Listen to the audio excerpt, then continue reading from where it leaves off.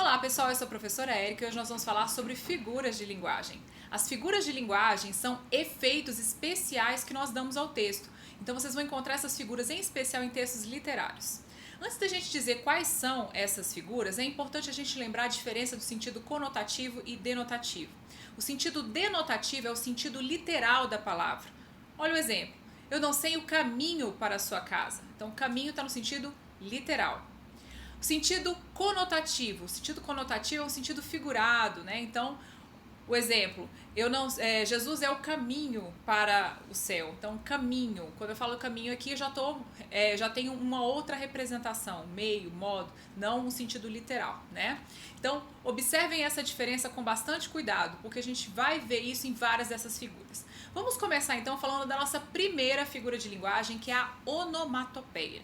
Então, a onomatopeia é a representação de sons, né? Vocês vão encontrar, por exemplo, tic-tac, toque-toque. Então, a tentativa de representar sons, né? Vocês vão encontrar, por exemplo, na oração, na verdade na música, né?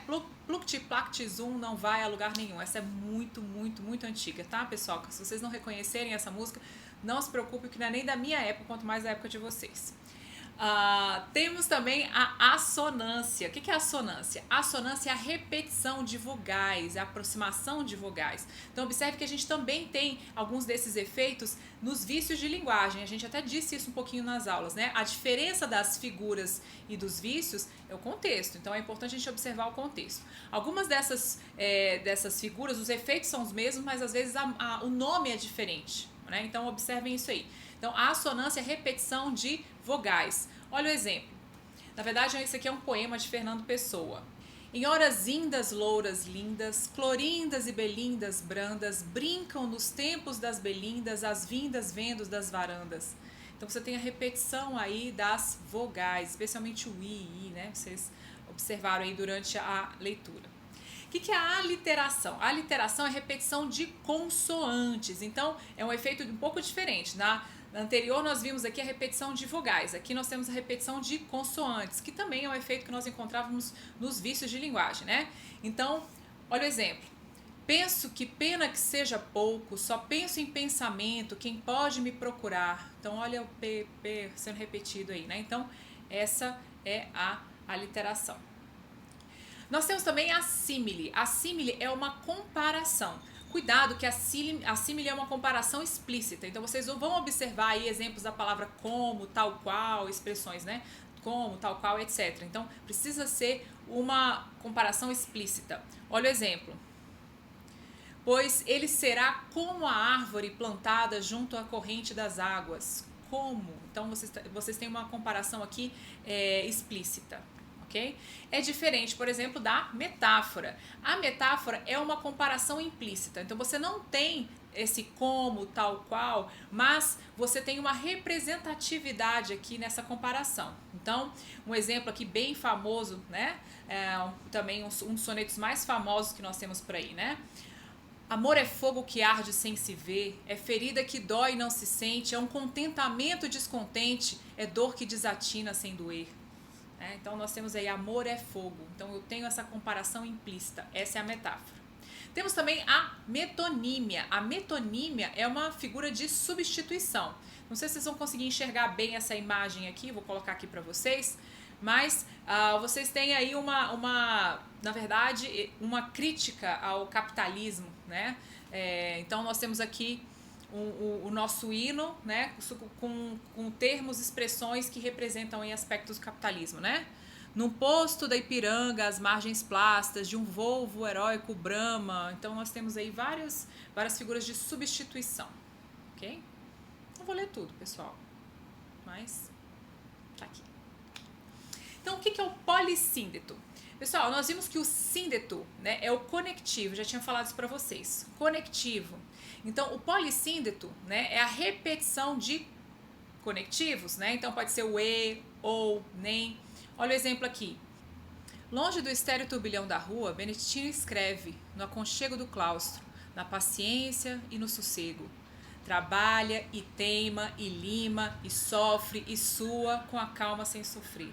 Então observe que a repetição do conectivo dá uma ideia de ansiedade, causa uma certa ansiedade, né? Vamos voltar aqui, ó.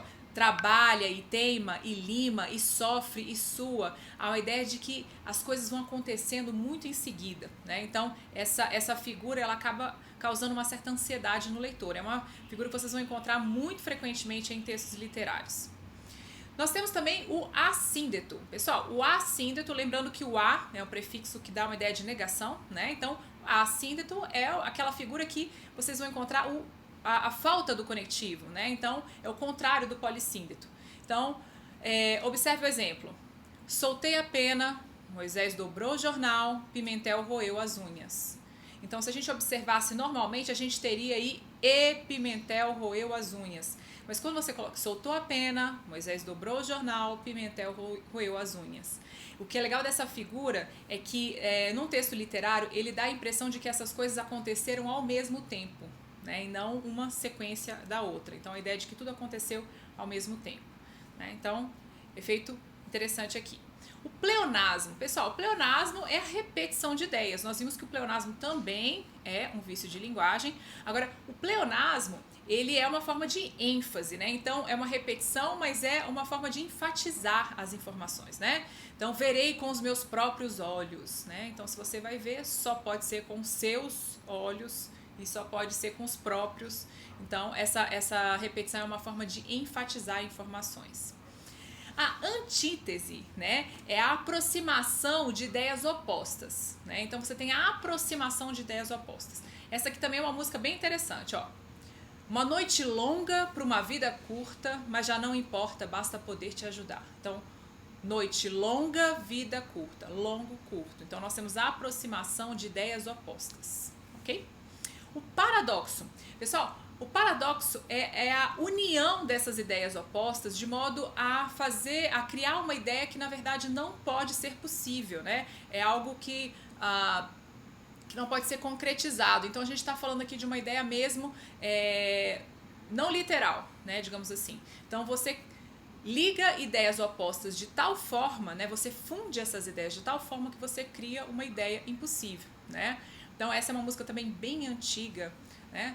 Ó, paralelas que se cruzam em Belém do Pará, longe, longe, longe, longe aqui do lado. Então, paralelas que se cruzam, né? Então, lembra que a ideia da paralela, né? Que são linhas retas, né? Que vivem, né? Então, elas não vão se cruzar nunca, né? Então, paralelas que se cruzam é um paradoxo, é uma ideia impossível, né? Nós temos também o neologismo. O neologismo é a criação de palavras. Neo significa novo, né? Então, é a criação de palavras. Nós temos vários exemplos aí, né? Mensalão foi um escândalo. Mensalão, a palavra mensal com aumentativo, né? Mensal e ão. Estou criando palavras a partir de morfemas já existentes na língua. Outro exemplo, né? Como querer caetanear o que há de bom. Então, eu tenho Caetano, nome próprio, o ar, né? Um sufixo formador de verbo aí. Então, eu estou criando um verbo a partir de morfemas já existentes na língua. Então, esse é o neologismo. Nós temos a gradação. A gradação, como o próprio nome sugere, né?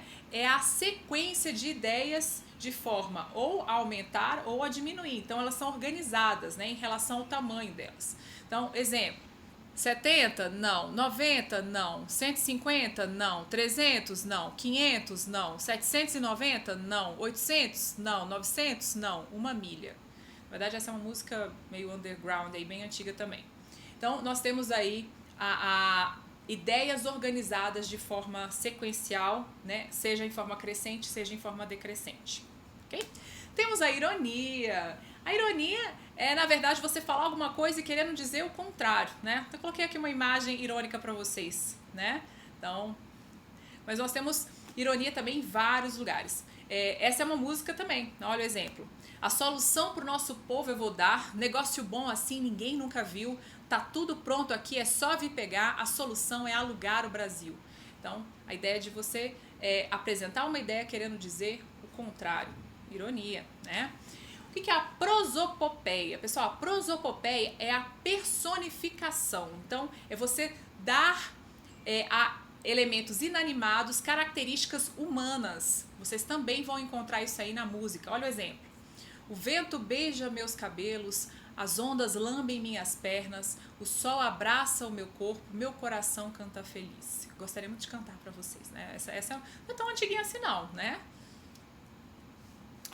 Eco. O que é o eco aqui? Olha, cuidado que o eco na verdade é o mesmo nome, mas temos ideias diferentes aqui em relação às figuras e aos vícios. O eco é a repetição de palavras. Vocês também vão encontrar música e poesia. Olha o exemplo aí. Que vês quando me vês. Então, repetição da mesma palavra. A hipérbole. A hipérbole é o exagero, né? Exagero, né? Então, chorei um rio de lágrimas, né? Morri de rir. Então, brasileiros adoram uma hipérbole, né? Eufemismo. Eufemismo é o oposto da hipérbole, é o abrandamento de uma ideia. Vocês também vão encontrar isso em várias situações. Olha o exemplo da música aqui.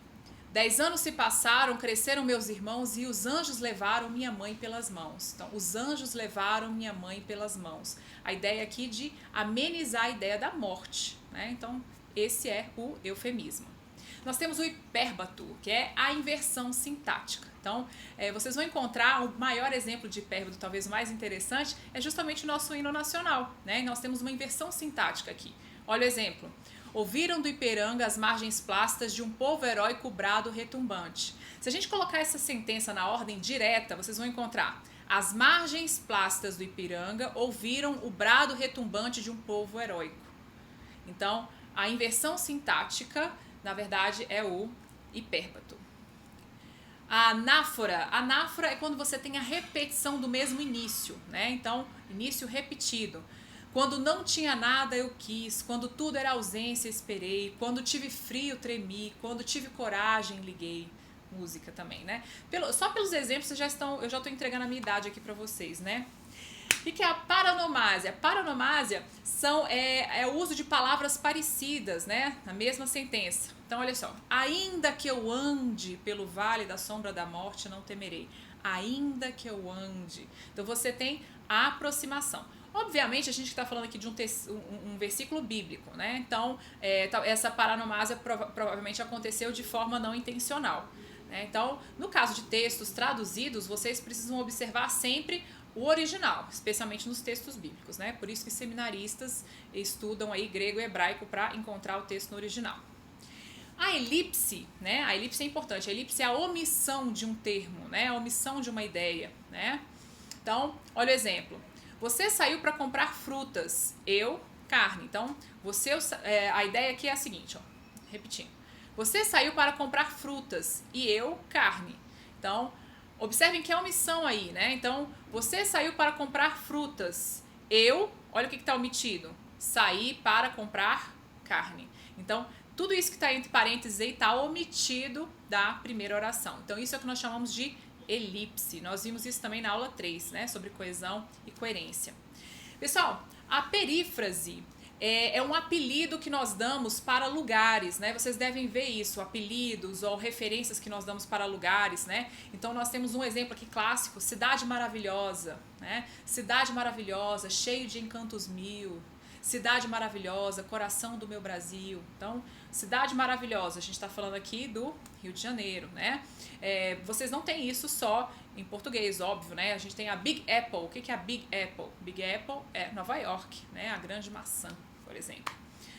Então, vocês vão encontrar aqui as figuras de linguagem, em especial em textos literários, na música, na poesia, né? Nas piadas. É importante a gente tomar cuidado sempre com o contexto, porque muitas vezes o mesmo efeito ele pode ser indesejado. E aí vou retomar o que eu falei para vocês nas aulas na aula sobre vícios de linguagem. A diferença muitas vezes do efeito e da figura de linguagem, ou seja, do vício e da figura, do efeito e do defeito, é o contexto. É saber se esse efeito especial tem uma representação importante, tem uma função estética no texto. Então, só para a gente deixar mais divertido aqui, eu vou colocar aqui uns exercícios para nós fazermos agora, em tempo real, que você está vendo esse vídeo, né? Então, vou colocar o exemplo aqui, vou dar um tempinho para vocês e daqui a pouco eu vou colocar a resposta, né? Então, é só seguir o vídeo. Então, acompanhem comigo aí. Muda que quando a gente muda, o mundo muda com a gente. A gente muda o mundo na mudança da mente. Caso que vocês vão encontrar mais de uma, mas só nesse trecho que tá sublinhado aí. A gente muda o mundo na mudança da mente. Vamos lá. Tempo. Acertou quem colocou? Aliteração. Aliteração, né? Vocês têm, ó, a gente muda o mundo na mudança da mente. Você tem aí, ó, a aproximação da mesma consoante. Vocês observaram que vocês também têm outras figuras aí, né? Mas a principal é essa. Nós temos, por exemplo, a aproximação de ideias, palavras parecidas, não é isso? Que é a paronomásia. Então, nós temos duas, paronomásia e a aliteração. A aliteração principal. Essa aqui é uma música antiga também, sertaneja, sertaneja raiz, né? Ei, ei, ei, ei. Tô pensando em colocar aqui o original para me poupar do mico de tá cantando no YouTube aí. E aí, tempo? Acertou quem falou?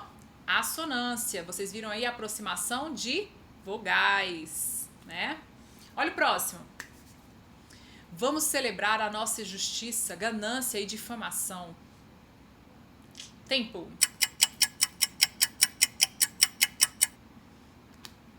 Acertou quem colocou? Ironia. Ironia. Próximo. A soldados, armados ou não, quase todos na rua, indeciso cordão. Tempo. Ó, amados. Acertou quem disse? Paranomásia, né? Nós temos palavras parecidas. Olha o próximo. É como não sentir calor em Cuiabá, como no arpoador não ver o mar, como não morrer de raiva com a política. Podia estar cantando também, né? Como não sentir calor em Cuiabá, como no arpoador não ver o mar, é como não morrer de raiva com a política. Tempo. Acertou quem disse? Símile, porque nós temos a comparação aí, como temos uma comparação explícita, certo? Próximo. E São Paulo, São Paulo, terra boa, São Paulo, terra da garoa. Terra da garoa. Tempo. Acertou quem disse? Perífrase, né? Então observem a gente chamar um lugar pelo seu apelido, por uma referência, né? Olha esse. Você é a escada da minha subida, você é o amor da minha vida. Na verdade, eu lembro da Angélica cantando essa. Que não é dela, mas eu lembro da Angélica cantando essa. Você é a escada da minha subida, você é o amor da minha vida. Do amanhecer. Nossa, eu não lembro do resto. Mas enfim. Vamos lá, tempo. Acertou quem disse? Metáfora. Metáfora. Então você tem uma comparação implícita, sem o como, tal qual, né? Então, próximo. Isso aconteceu há 10 anos atrás. Na verdade, isso é uma música famosa, assim, né? Eu nasci há 10 mil anos atrás. Então, ó, é verdade, ó, vamos lá, vamos ver. Olha esse exemplo. Eu nasci há 10 mil anos atrás. E não há nada nesse mundo que eu não saiba demais. Ó, nasci há 10 mil anos atrás. O que nós temos aí? Tempo. Acertou quem afirmou? Pleonasmo, né? Pleonasmo por quê? Se há 10 mil anos só pode ser atrás, né? Temos também um pouco de exagero, né? 10 mil anos atrás. Olha esse. Também uma música. Eu tô muito inspirada a cantar hoje, gente. Vamos lá. Aproveitar que eu não tenho muito tempo que eu não saio pra karaokê, vou cantar pra vocês. Quando... Cantar não, gente. Vou não. Esquece. Pessoal, acabei de editar, por quê? Porque eu comecei a cantar e eu vi que ficou horrível. Eu não sei cantar essa música, tá? Tem muito tempo que eu não vou no karaokê, mas vamos só colocar a letra. Vocês devem reconhecer, também é antiga. Quando não houver saída, quando não houver mais solução, ainda há de haver saída. Nenhuma ideia vale uma vida. quando não houver esperança, quando não restar nem ilusão, ainda de haver esperança, cada um de nós, algo de uma criança. Né? Tempo. Acertou quem afirmou?